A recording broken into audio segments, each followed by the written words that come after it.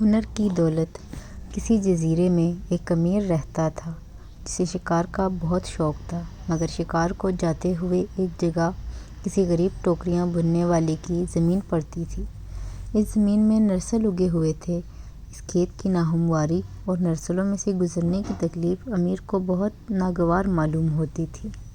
ایک دن امیر نے غریب کو بلا کر کہا، تم یہ زمین ہمیں دے دو۔ غریب نے جواب دیا، حضور، میرا تو گزارا ہی اسی پر ہے، میں بیچنا نہیں چاہتا۔ اس پر امیر ناراض ہو گیا۔ پہلے تو اس نے غریب کو خوب پیٹا، پھر زمین پر اگے ہوئے تمام نرسلوں کو آگ لگوا کر جلا دیا، جس پر غریب روتا ہوا بادشاہ کے پاس چلا گیا۔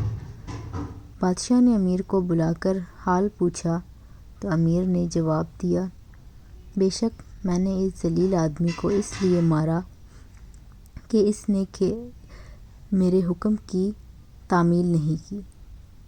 بادشاہ نے فرمایا، تم نے دولت کے جھوٹے غرور میں ایک بے گناہ آدمی کو ناحق تکلیف دی اور نقصان بھی پہنچایا ہے۔ تمہیں اس کی سزا ملے گی، حالانکہ تمہارے پردادا اس سے بھی زیادہ غریب تھا جو ہمارے ہی گھرانے کی بدولت اتنی دولت کا مالک ہو گیا، جس کے ورثے پر اس وقت تم اتنے مغرور ہو رہے ہو۔ میرے نزدیک یہ غریب تم سے اس لیے بہتر ہے کہ اپنی محنت کر کے روزی کماتا ہے۔ اب بادشاہ نے حکم دیا کہ امیر اور ٹوکریاں بنانے والے کو بالکل ننگا کر کے ایک غیر آباد جزیرے میں چھوڑ دیا جائے۔ اس حکم کی تعمیل میں دونوں کو ایک ہفتے کے لیے ایک غیر آباد جزیرے میں اتار دیا گیا، جہاں جنگلی انسان رہتے تھے۔ جنگلیوں نے انہیں دیکھ کر پہلے تو مارنا چاہا، مگر ٹوکریاں بننے والے نے انہیں کسی طرح اشاروں کے ذریعے سمجھایا اور منت سماجت کی کہ ہم تمہارے مددگار ہیں، ہم آپ کی خدمت کریں گے۔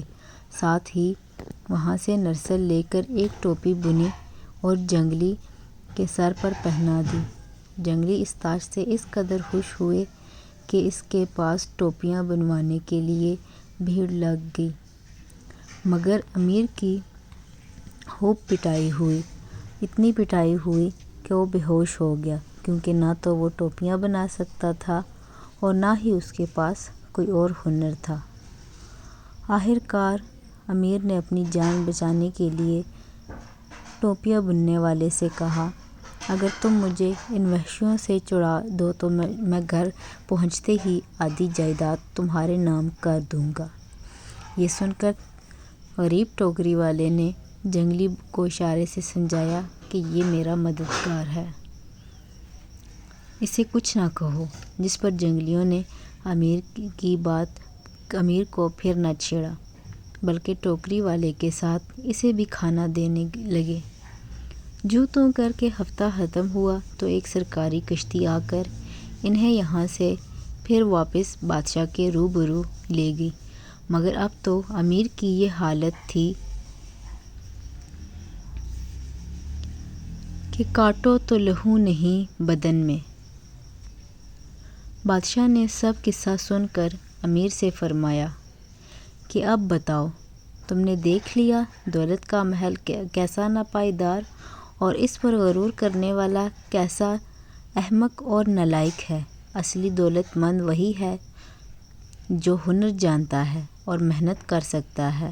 اب جاؤ، اپنا وعدہ پورا کرو اور اس غریب کو اپنی آدھی جائیداد بانٹ دو۔ امیر نے گھر جا کر اقرار کے مطابق آدھی جائیداد غریب کے حوالے کر دی اور اس طرح غریب نے اپنے صبر کا پھل پا لیا۔ اگر ویڈیو پسند آئے تو پلیز شیئر، سبسکرائب اور لائک ضرور کیجیے گا۔